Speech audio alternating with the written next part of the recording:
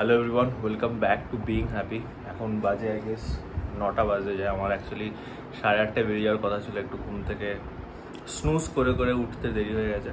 তো এখন আমি একটু স্মুদি খাচ্ছি, ওটস শেক বলতে পারো, খেয়ে এখন বেরোবো আমি অফিসের জন্যে। আজকে অফিসে গিয়ে একটা বড়সড় বাওয়াল হবে বলে মনে হচ্ছে আমার। যাই হোক, অফিসে গিয়ে কী হয় সেটা কিন্তু পরে বলে দেবো। আর ইন্দানি এখনও ঘুমোচ্ছে। ও হলো হয়তো 11টা 11:30টার দিকে কোর্টে বেরোবে। আমি এখন বেরিয়ে যাব, দুপুরে লাঞ্চের সময় ফেরত আসার প্ল্যান করেছি। 9টা 3 বাজে এখন বেরোচ্ছি। কটায় বেরোবি তুই? আমি তো 11টায় বেরোবো। ঠিক আছে, টাটা। অফিসে তো এসে গেলাম, বাট 5-10 মিনিট তো এটা খুঁজতেই লেগে যায় যে কোথা দিয়ে ঢুকবো বিল্ডিংটা।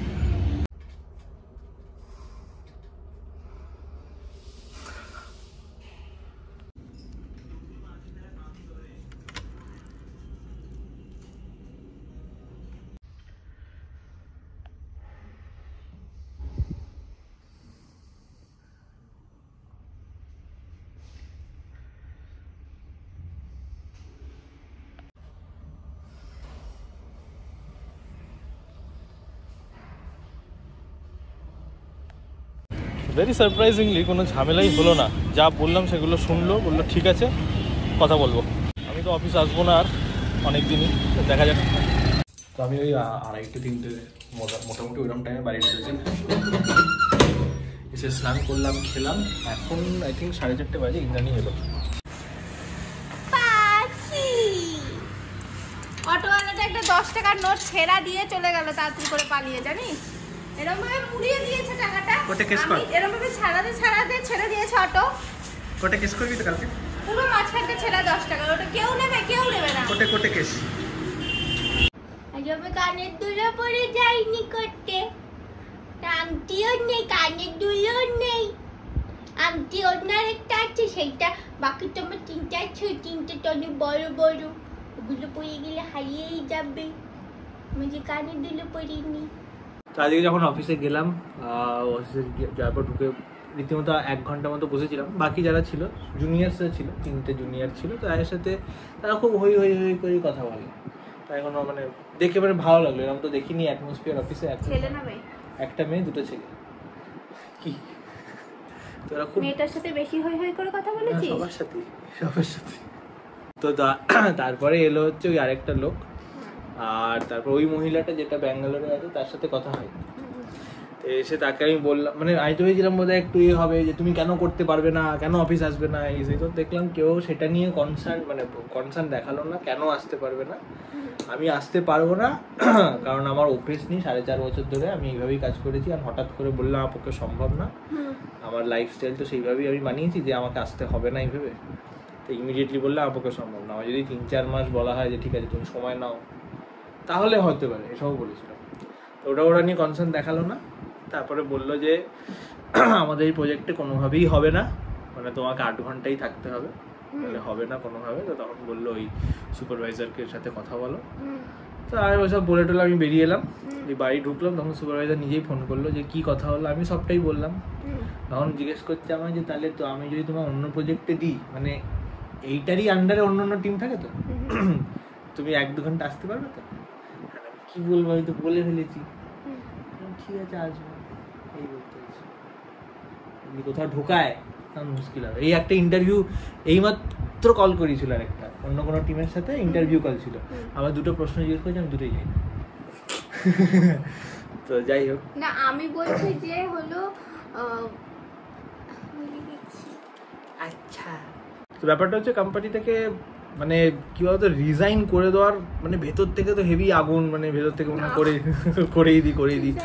বাট একটা ভেতরে আবার ব্যাক অফ দ্য মাইন্ড একটা আনসার্টেনিটি চলে যে একটা এই অ্যামাউন্ট অফ মানিটা চলে যাবে। আমি মানছি যে আদার জায়গা থেকে টাকা আসছে, কম বেশি মিলিয়ে আছে, বাট ওই যে ওটা চলে যাবে, এটা একটা কনসার্ন রেখে থাকে।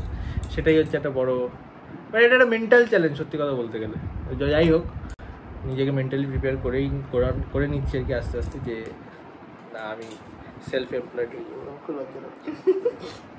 আমার চুলের কি অবস্থা রে, চুল আছড়ায়নি, দেখ কি অবস্থা। যাই হোক, আগের দিন ভাবি ব্লগ দেখে বাপি ভগ দেখে না, আমি বাপিকে নিজেই বলেছি। কোনটা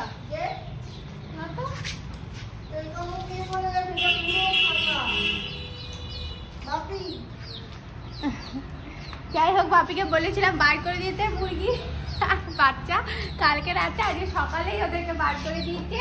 দেখো কেমন শাড়ি হয়ে দাঁড়িয়েছি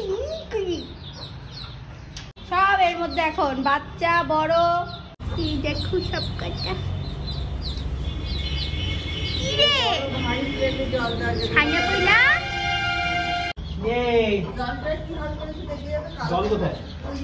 ভিতরে দেখতে ঢুকছি আমরা যে ডিম পেরেছে কিনা।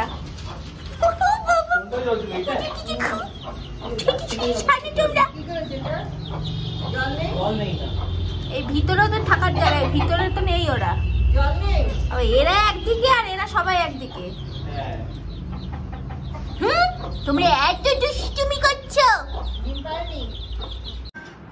এই যে খেতে বসে গেছে ইনি, এখন এনার খিদে পেয়ে গেছে, কারণ সন্ধ্যেবেলায় ইনি কিছু খাননি, তাই। আর আমি তো সন্ধ্যেবেলায় খাই, আমার খিদে পাইনি। তো দেখো কি কি আজ অনেক কিছু খাবার আছে, প্রচুর খাবার, আমি আর বলতে পারছি না, দেখে নাও। কিরে শুভর একটা খুব বাজে হ্যাবিট হচ্ছে, এই যেরকম খেতে বসে এই যে ফোন দেখবে, এই যদি হ্যাঁ না খেতে বসে মানে দেখতেই হবে, না হলে খেতে পারে না।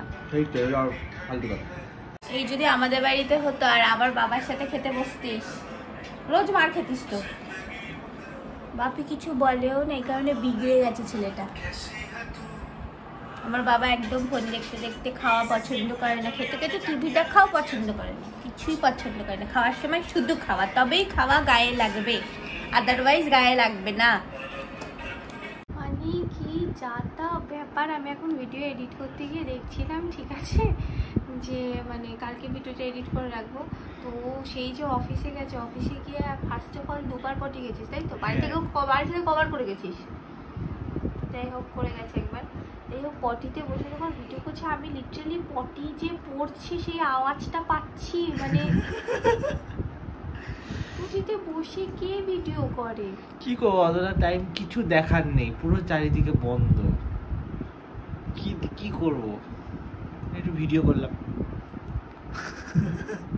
যাই হোক, তো দুবার পটি কি করে পেলো? কি জানি, পটি পাচ্ছিল খুব। একবার গেলি, তারপরে এসে আবার পেলো না, এসে বসেছিলাম আধ ঘন্টা মতো, তারপর আমার মনে হয় কি হয় যে তুই মানে পটি হওয়ার পরই মানে প্রথমে যেটুকু পেরে সেটুকু করেই বেরিয়ে আসিস, একটু বসিস না নাকি?